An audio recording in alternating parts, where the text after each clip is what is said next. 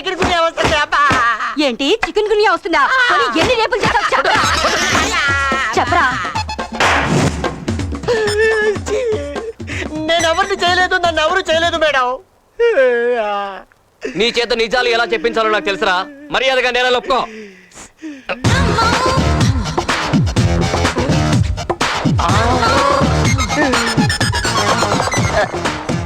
అమ్మా ఏంటి? ఆవిడ ప్యాంట్ కుట్లు ఉడిపోయి ఆ విషయం ఆవిడ తెలుసలేదు. మీరు కొద్దిగా చెప్పండి. ఏం చేస్తున్నారు ఇక్కడ? చూపేట్రా మేడం. సమయానికి వచ్చారు, మీరు రెండు పేకండి పని అయిపోద్ది. మేడం, వీడిని చాలా విచిత్రంగా టార్చర్ చేస్తున్నాం. నేను మన లేడీ కానిస్టేబుల్స్ కలిసి వీడి సైకాలజీ టెస్ట్ చేస్తున్నాం. ఇడియట్లా బిహేవ్ చేస్తున్నావు నువ్వు. బుద్ధుందా నీకు అసలు? ఇతన్ని టెస్ట్ చేయడానికి మనం బల్గర్గా బిహేవ్ చేయాలా? ముందు అతని కట్లు విప్పేసి వదిలేయండి. ఎందుకు వదలాలి మేడం? మనం వెతుకుతున్న రేపిస్ట్ అతను కాదు.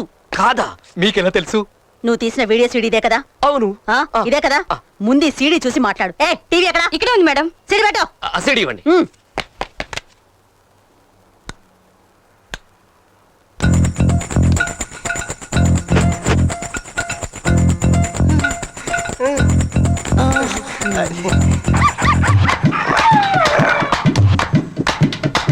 లేదు మేడం, చూస్తున్నా. ఎవడో నీకు ఉద్యోగం వచ్చింది మేడం? నీ ఉన్నానుగా.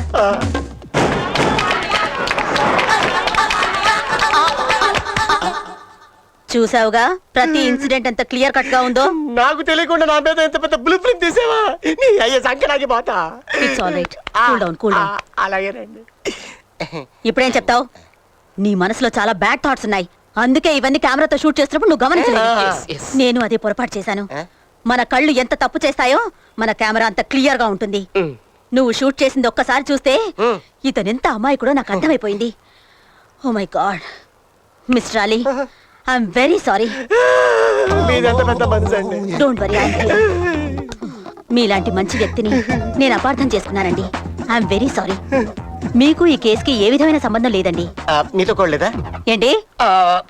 అదేనండి, నా నిజాయితీని గుర్తించినందుకు నేనే మీకు రుణపడి ఉంటాను. బానిసగాను భర్తగాను మీ సేవ చేసుకుంటాను. Sure sure. వాట్? అదే బానిసగాను బట్లర్ గాను మీ నేలో బతుకుతాను.